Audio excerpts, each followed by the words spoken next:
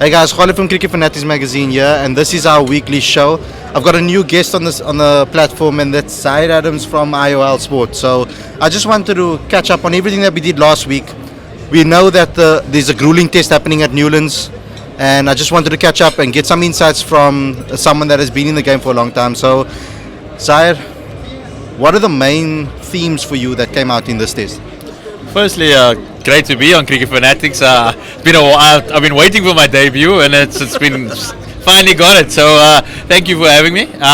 Just on the test match, I think the first 2 days didn't go quite as expected as people thought it would be. I thought everybody thought the wicket was going to be, it's really flat and and a lot of runs on the first 2 days, and instead we got a lot of wickets, and both teams would have felt that their first innings was below par, that they were a little bit short, particularly South Africa, who were 45 runs, 46 runs behind on that first innings. So after bowling really well, so that was a bit of a surprise the way the wickets fell, and I thought both teams missed opportunities, but.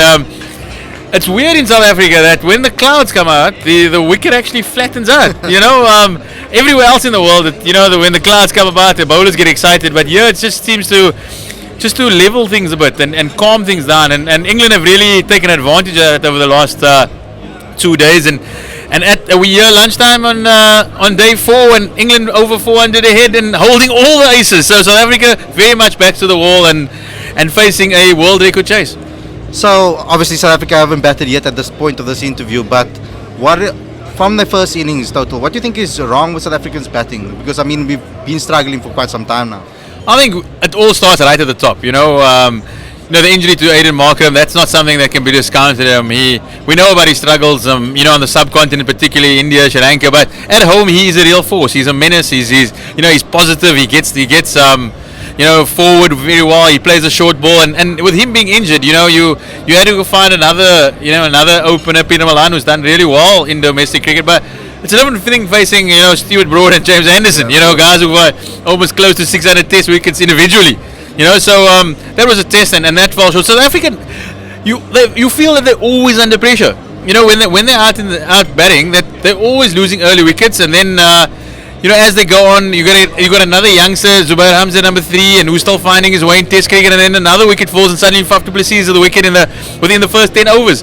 So that's not laying the platform, for South Africa to really come in and just dominate with a bat. So because they're losing early wickets, and that's my bugbear at the moment, that South Africa's not getting off to good starts, and they're not allowing, the middle order to come in and face maybe a little bit of older ball, and when the bowlers are a bit tired, they're coming in with fresh bowlers, new bowlers, and that's just exposing us all the time. So I think till we get somewhere to a positive start, we're gonna get somewhere, and that to me is the biggest Achilles heel. We're not calming things. We're not calming the dressing room down.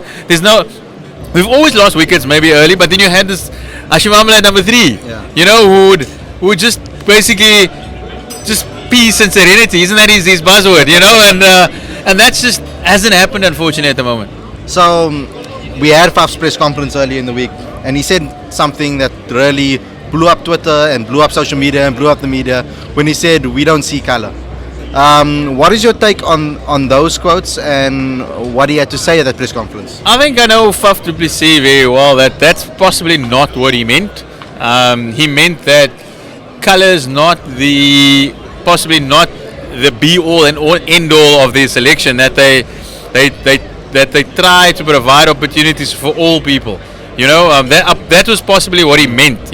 But unfortunately in South Africa, if you say you don't see colour, it can be taken in different contexts. We would all love not to see colour. That's the ideal world, isn't that England? But in South Africa, colour and race is a pivotal aspect of our lives on a daily basis, and we know what our past is. We know the imbalances that we're trying to readdress, and the fact that that people of color, and that's possibly where I would say that people of color, and when we say people of color, what we actually mean is whether it's black, African, whether it's colored, whether it's to me that's all black.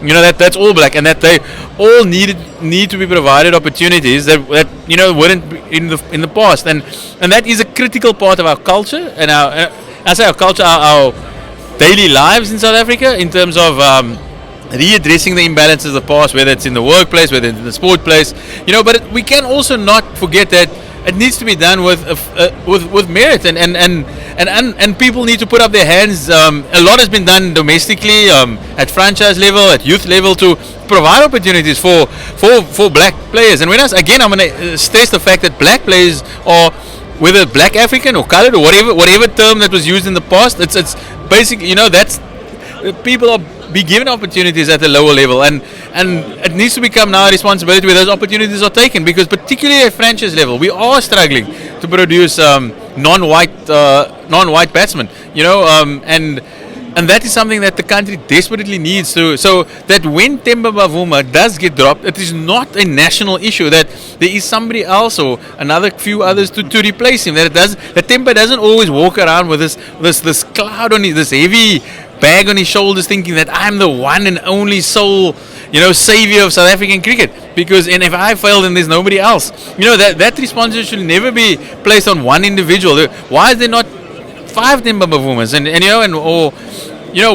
What? That is the critical issue. That why are there no other batsmen coming through and putting pressure on when being given all the opportunities, and not coming through and putting pressure on that national side and saying, I want to play for South Africa.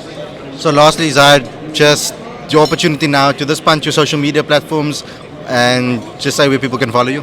I think I hope Cricket Fanatics will retweet at Zaahier Adams. It's just at Zaahier.Adams on Twitter. That's me. Like I said, this Cricket Fanatics definitely has more followers than me, so they can punt me and we'll leave it at that. Thanks a lot, guys. So that's the end of our weekly show. Obviously, you know what to do. Subscribe, like, share, and obviously comment in the comment section below. We spoke about quite pivotal and important topics that are in South African cricket today. So we'd like to hear your comments.